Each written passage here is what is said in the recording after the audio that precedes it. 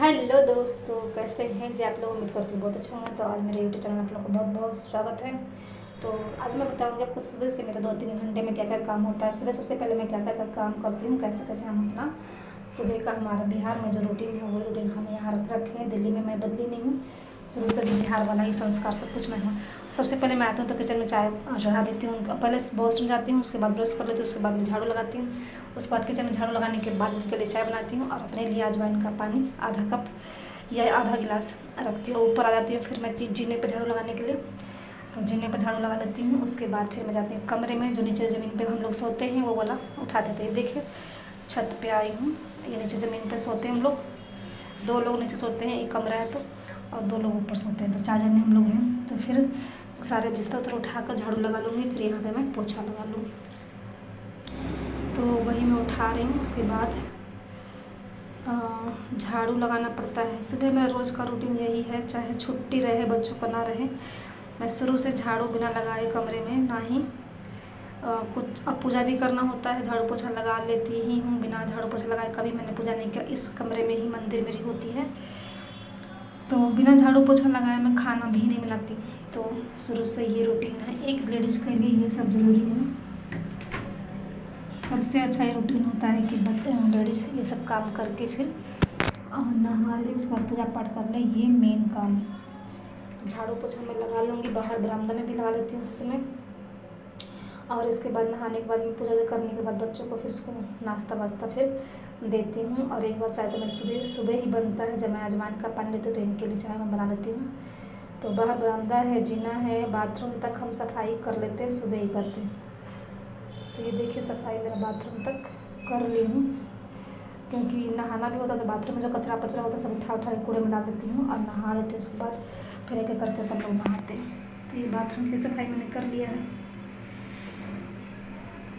उसके बाद में आ जाती हूँ अपना नहा ली हूँ मैं। पूजा करने के बाद सारे बर्तन भगवान जी जितना भी होता है रोज़ का जो भोग लगाती हूँ सारे के सारे मैं धो देती हूँ सर्फ से अच्छे से।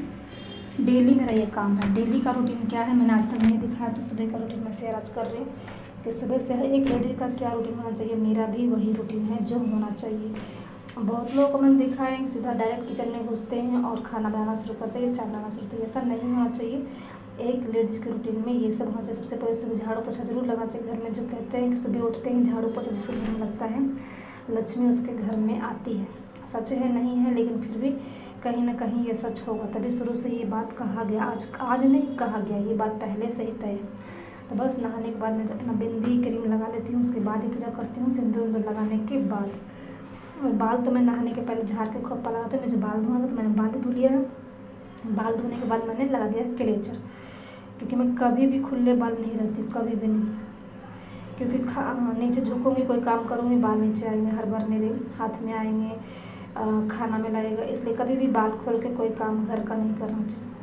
तो अब लड्डू गोपाल को नहाने का सही तरीका बता रही हूँ। लड्डू गोपाल को सही तरीका नहाने का कि एक स्टार बनाइए, उसमें लिखे श्रीमन नारायण, बिंदु बिंदु ही आप डालिए और उनको नहलाइए दूध से, दही से, पानी से, जो आपको व्यवस्थित आपके घर में जो है उपलब्ध उस। और मेरे पास लक्ष्मी जी गणेश जी भी पितल का, मैं रोज़ उनको भी नहला देती हूँ। और उसके बाद उनको टीका लगा करके चुनरी में से उड़ा कर रख देती हूँ मंदिर में। फिर इनको भी पहना कर कपड़ा, इनको जो भोग प्रसाद होता है जैसे कि 56 भोग तो हम लोग को नहीं होता, लेकिन मिश्री बादाम किशमिश सब इनका मैं रखती हूँ भगवान जी का। तो मैं भोग लगा देती हूँ, उनको खिला देती हूँ, मुँह पोंछ देती हूँ। भोग लगाने का मतलब है कान्हा जी को जरूर एक बार खिलाइए 5 बार अपने हाथों से, एक नियम कीजिए। उसके बाद मैंने चढ़ा दिया है चाय। उसके पहले तो चाय नींबू का इनका बन चुका है तो पी लिए। ये फिर मैं आलू की सब्ज़ी बना दूँगी, क्योंकि मेरे पास सोची क्या बनाऊँ इन लोग के लिए, तो आलू की सब्ज़ी और रोटी बनेगा।